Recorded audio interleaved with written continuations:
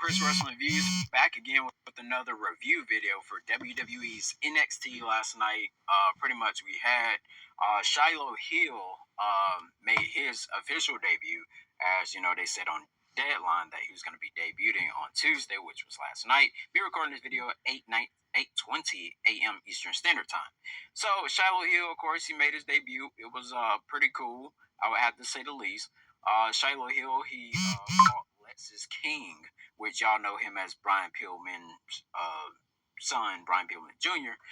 But of course, he did actually win, and he wears like a mouth guard, and looks like, I guess it's protect the rest of his teeth, because like during like this little thing, he talked about how his tooth got knocked out and talked about he ate raccoon or whatever for the first time on Thanksgiving. This guy's definitely on the next level. So let's try to build this man up. Undertaker seen this man as, you know, as someone. So he, of course, was the season 2 LFG winner.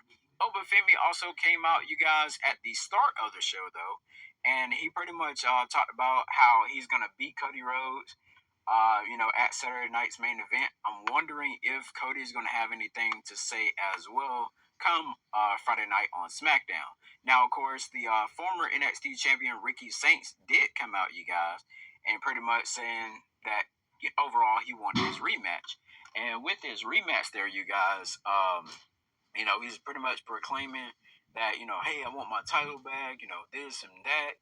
But long before we did get someone else to come out there, and that was the winner of the Iron Survivor challenge thing, which was no other person than your boy, Javon Evans. That boy is definitely bouncy, of course, as you can see his athleticism in the ring.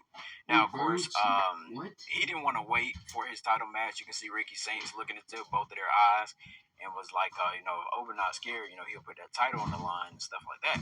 Now, granted, both of these two guys are definitely around the same age. Obafemi is like in his late 20s, and Javon, of course, he's 21. But of course, that would set up the main event, you guys, where Obafemi faced Javon Evans for the NXT Championship. So the match was, cool, I would have to say the least. Obafemi, he does his showboat and all that stuff as well. And with that being said, you guys, Obafemi clotheslined the mess out of Javon Evans onto the ring apron. I was like, God dang.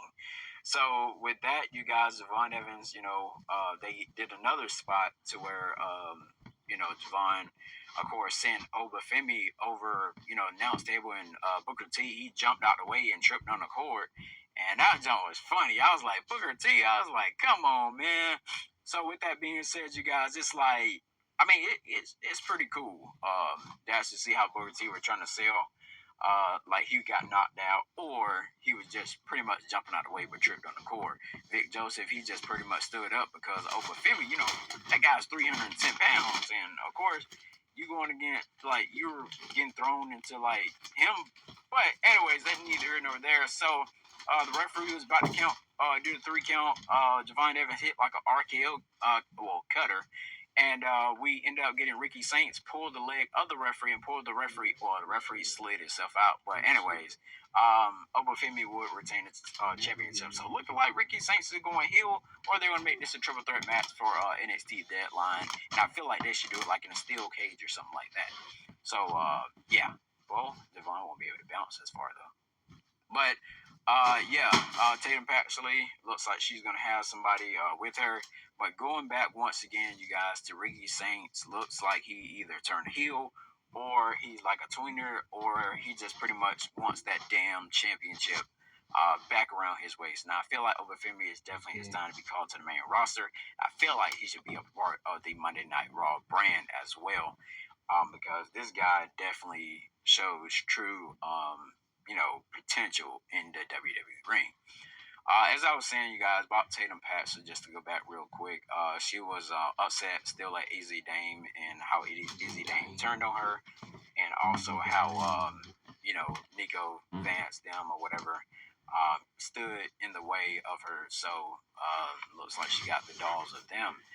So yeah, somebody's definitely coming to help her. I don't know if it might be Hank and Tank, but I still do not like those guys. I don't care if they were in Booker T's wrestling school. I just can't stand them. But she started laughing, you guys, So it's definitely going to be very, very interesting to actually see where this goes. Now, with that being said, we did get where Blake Monroe came out, and I don't understand this though. But they ended up doing the thing like she was gonna, um, like she was gonna defend the championship in the Open Challenge, and then again, everybody comes running out. Like I'm like, wait, what is going on here? Like, you gonna promise that we're gonna have some kind of match on Tuesday when y'all talked about it on Deadline? And then, of course, like I say, everybody did come out. But one person came out that I cannot stand 100%, and that person is Thea Hale. End up locking in the Kimura onto Blake Monroe, and Thea Hale doesn't deserve no more championship matches at all.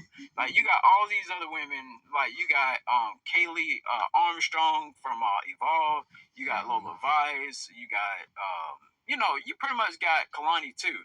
But why Thea Hale? That is the most dumbest idea ever. But of course, we did get all ego. Ethan Page come out there and said that no matter what company, no matter what brand, that no one can defeat him, you guys. And so he was talking about John Cena. Once John Cena match is over, then he just pretty much throwing shade like at everybody. And of course, he yells into the thing that he'll be all ego. But anyways, you guys, with that being said, yeah, Ethan Page, I feel like we should get maybe someone from TNA to actually face him. I don't see Joe Hendry actually doing it, but we get the lights to go off, and of course, we've seen the guy behind him that attacked Javon Evans last week, which was Tony D'Angelo. Now, I don't know if he's going to be Tony D'Angelo still or what, or when he's going to grab a mic, but of course, he was NXT North American champion for a little while, so that's definitely going to be very interesting actually to see. Now, granted, with that, you guys, I'm just trying to figure out what's going on here. Now, of course, we did get everybody backstage. It's going to be a fatal four-way match. The winner becomes the number one contender for the NXT Championship. But, Ricky Saints is definitely not having it after what happened with that main event, you guys. And with that being said, you can see Joe Hendry was smiling. Everybody was smiling. Ethan Page come in and made freaking Dion Lennox break his heel character, you guys. And you can see where Miles Bourne was even laughing, you guys, where Ava made a sign that says "Stop talking," and Ava was pretty much like, I don't know what you're talking about. She's trying to like play with him and stuff because he can't do, he can't get into the face of Ava like he used to because he remember what the final boss, The Rock, said before on NXT when they met up over there. So yeah. Now, you guys, we also did get Kalani Jordan versus Jordan Grace. I still do not like Jordan Grace. I feel like Jordan Grace may turn heel on somebody. So I think the heel side is better, for Kalani Jordan. And of course, she, had a pretty good match with her. She actually beat, she actually, like I said, excuse me, guys, if I keep saying beat, defeated Jordan Grace. So that's gonna be pretty cool. She got sent through the barricade, all that good stuff, you guys. But Jordan Grace, like I said, definitely need to turn heel. I don't know who she's gonna turn heel on, but I think if she gets some heel heat, how Kalani's getting some heel heat, because everybody doesn't work as a babyface, everybody doesn't work as a heel. So yeah. Kalani, like I said, she's definitely a rising star, and I know she's definitely going to get back a championship here soon. So, with that being said, you guys, we had another backstage segment, like I said, where Jordan Grace was trying to talk to Thea Hill. Now, I think she's going to interfere and cost Thea Hill her match. But I feel like Thea Hill needs to go heel.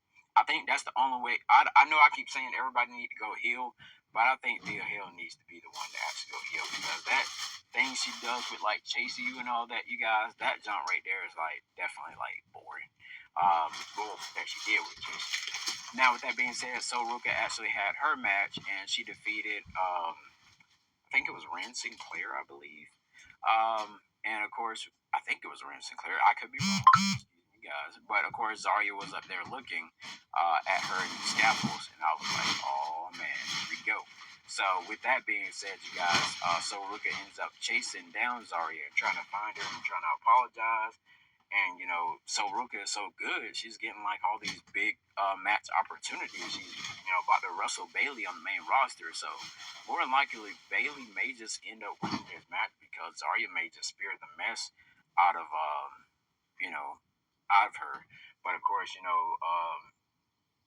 Bailey's gonna have Laura Valkyria out there as well. So I guess it may be some kind of intervene thing or something like that. So of course, she apologized to her. They hugged it out, but I don't think it's loading fast with these two, you guys. So it's gonna be very interesting to see. This video is almost over, you guys. Jason Jane ends up coming out and poking fun of Kendall Gray. Even though I didn't want Kendall Gray to win, but of course she's a rising star.